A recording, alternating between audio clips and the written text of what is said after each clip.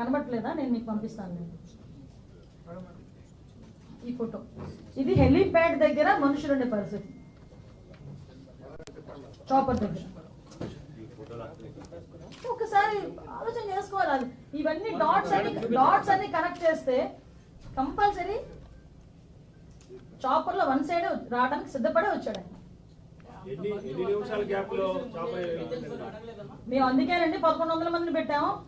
1100 మందిని పెట్టడం జరిగింది. వాళ్ళు వాట్సాప్స్ లో మెసేజ్లు పెట్టుకుంటుంటే ముందు రోజు ఎస్పీ అప్పీల్ చేయడం జరిగింది. అప్పీల్ చేసాం. ఏమిటి, మేము ఎక్కడా కూడా ఎవరిని హౌస్ అరెస్టులు చేయలేదండి, నిర్బంధించలేదండి.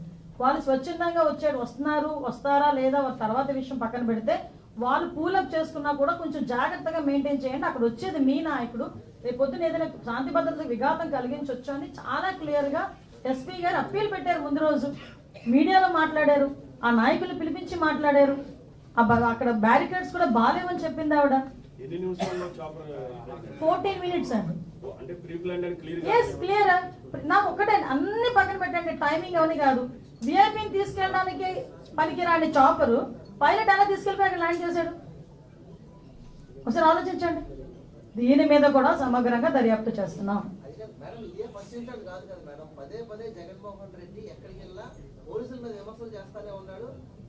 జగన్మోహన్ రెడ్డికి చుట్టూరు 900 మంది, 5 సంవత్సరాలు ఎలా అయిపోయిందంటే చుట్టూ 900 మంది పోలీసులు, 2000 మంది పోలీసులు, పరదాలు, 5 సంవత్సరాలు అలవాటు అయిపోయి పాపం ప్రతిపక్షంలోకి వచ్చిన తర్వాత, పులివెందుల ఎమ్మెల్యే అయిన తర్వాత పోలీసుల మీద బెంగ కొద్ది మాట్లాడుతున్నారో ఏంటో నాకు అర్థం కావట్లేదు. కానీ ఒకటి మాత్రం క్లియర్ గా చెప్తానండి, పోలీసులు మాట్లాడితే పోలీస్ అని పోలీసుల మీద దుమ్మెత్తి పోయడం అనేది మంచిది కాదు. నేను అందుకే చాలా క్లియర్ గా ఎంతమంది పోలీసులు పెట్టాము. ఈ రోజుకి అండి జగన్మోహన్ రెడ్డి గారు ఎక్స్ సీఎం హోదాలో ఉన్నారు కాబట్టి వాళ్ళ భార్యకి సెక్యూరిటీ ఇస్తున్నాం, వాళ్ళ తల్లి గారికి సెక్యూరిటీ ఇస్తున్నాం, వాళ్ళ చెల్లికి సెక్యూరిటీ ఇస్తున్నాం.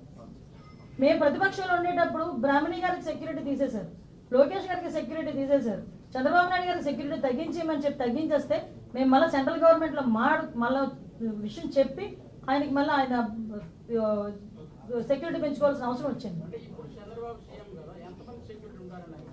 ఎవరికండి? ఆయన Z+ సెక్యూరిటీ అండి. యాక్చువల్గా ఒక సీఎం సెక్యూరిటీకి వెళ్తే మొత్తం చుట్టుపక్కల ఉన్న ఎస్పీని వీళ్ళందరినీ కోఆర్డినేట్ చేసుకుని అక్కడ సిచ్యువేషన్ బట్టి, ఒకవేళ బహిరంగ మీటింగ్ అనుకోండి ఇంచుమించు ఒక 1000 మంది వరకు మేము డిప్లాయ్ చేస్తాం. అదే చిన్న మీటింగ్ అనుకోండి చుట్టుపక్కలంతా జాగ్రత్తగా చేసుకుని, ఈ మధ్యన మీరు అబ్జర్వ్ చేశారో లేదో చంద్రబాబు నాయుడు గారి ఇంటి దగ్గర కూడా సెక్యూరిటీ తగ్గించి డ్రోన్స్ సర్వేలెన్సెస్ మేము పెట్టుకున్నాం.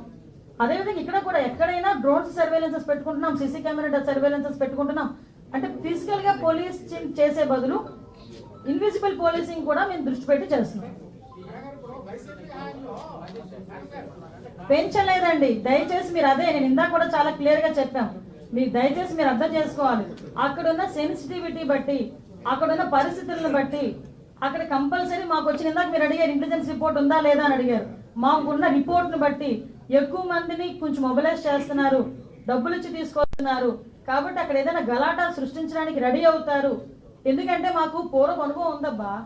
గొడ్డలికైతే మొదలైంది, తర్వాత కోడికత్తి వచ్చింది, తర్వాత గులకరాయి వచ్చింది, ఇప్పుడు హెలికాప్టర్ వస్తుంది మేము కనుక చూసుకోకపోతే. వాళ్ళు అంటారబ్బా, నేను అందుకే క్లియర్ గా చెప్పాను, నేను చాలా క్లియర్ గా ఎంతమంది పోలీసులు పెట్టాము, ఎంతమంది పోలీసులు ఎక్కడెక్కడ పనిచేశారు, అదేవిధంగా ఎంతమంది పోలీసులు వీళ్ళు కొట్టి లోపలికి వచ్చారు, అన్ని కూడా సీసీ కెమెరాస్ లోని డ్రోన్స్ లోని అన్ని క్లియర్ గా ఉన్నాయండి. అది మాత్రం నిజం. ఎవరైనా పోలీసులు కొట్టిన సందర్భంగానే అక్కడికి మా భద్రతా వలయంలో ఇంచుమించుగా ఆ చాపర్ దగ్గరకు వచ్చిన వాళ్ళందరి దగ్గర అందరి డీటెయిల్స్ మా దగ్గర ఉన్నాయి.